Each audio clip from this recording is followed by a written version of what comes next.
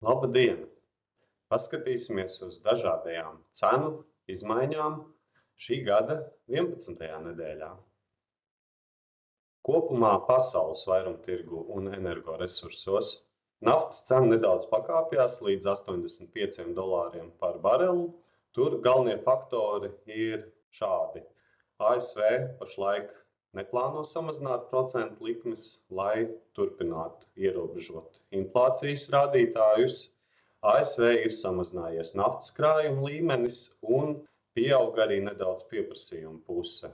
Protams, naftas cenu ietekmēs arī tāda lieta kā Ukrainas uzbrukumi Krievijas naftas pārstrādes rūpnīcām. Tie notiek ļoti intensīvi un bieži. Vēl kā papildus garāka termiņa faktors ir tas, ka Starptautiskā enerģijas aģentūra prognozē, ka gada otrajā pusē naftas produktiem varētu pieaugt pieprasījums, veidojot arī epizodisku deficītu tirgu. Ogļu cena pagājušajā nedēļā arī nedaudz pakāpjās līdz $111 par tonu. Kopumā nedēļa ir bijusi nedaudz siltāka par ilggadējo normu. Eiropai vēl joprojām ir komfortabli ogļu krājumi un diezgan zems patēriņš, bet tas, kas ir ietekmējis ogļu tirgu, ir sankcijas Krievijas ogļu kompānijām, tātad piedāvājuma puse tirdzniecībai uz Eiropu mazinās. Kam savukārt ir tāds pretī spēlējošs faktors, ka Ķīnas imports no pasaules tirgus samazinās, Ķīnai palielinot pašai savu iekšzemes ieguvi. Tātad dažādi faktori savstarpēji balansējot ir veidojuši nelielu cenu kāpumu ogļu tirgu. Dabasgāzes tirgu bez būtiskām izmaiņām tur cenas līmenis pie €27 par megawattstundu. Nākamā mēneša finanšu kontrakta piegādēji Eiropai gāzes krājuma līmenis ir augsts, pie 60% vidēji visā Eiropā. Sašķidrinātās dabasgāzes piegādes ir stabilas.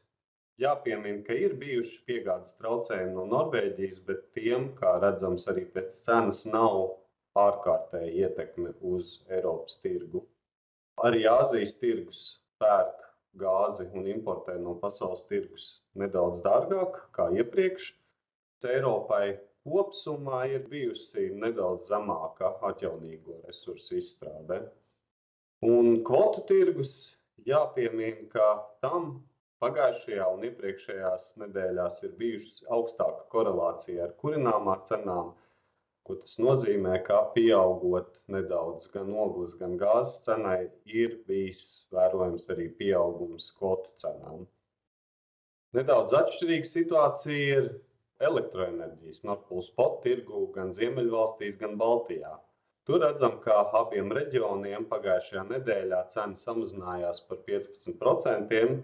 Ziemeļvalstu reģionā tā ir bijusi vidēji pie €54 par megawattstundu, savukārt Baltijā cena pie €64 par megawattstundu. Ir divi būtiskie faktori, kas abiem reģioniem ir vienādi. Tātad pieprasījums mazinās, kļūst siltāks, laiks ir pavasarīgāks. Līdz ar to nākusi arī lielāka vēja izstrāde. Kā jau dzirdējāt iepriekš, tad Eiropai kopumā atjaunīgo izstrāde ir bijusi zemāka, bet Baltijai un Ziemeļvalstīm ar augstāku vēja izstrādi un zemāku pieprasījumu pusi cena ir samazinājusies. Kā tad šobrīd skatās tirgus dalībnieki uz nākamā gada 12 mēnešu finanšu kontraktu tirgu elektroenerģijai? Tur šobrīd pavisam minimāli cenu samazinājumi. Ziemeļvalsts vēl joprojām ir aptuveni €40 par megawattstundu līmenī, Somija pie €43 atzīmes, Zviedrijas 4. apgabals pie €45 par megawattstundu atzīmes. Vācijā nākamā gada 12 mēnešu bāzes piegāde ir €77 par megawattstundu līmenī un Polijā €100 par megawattstundu līmenī. Paldies par jūsu uzmanību! Tiekamies atkal nākamnedēļ!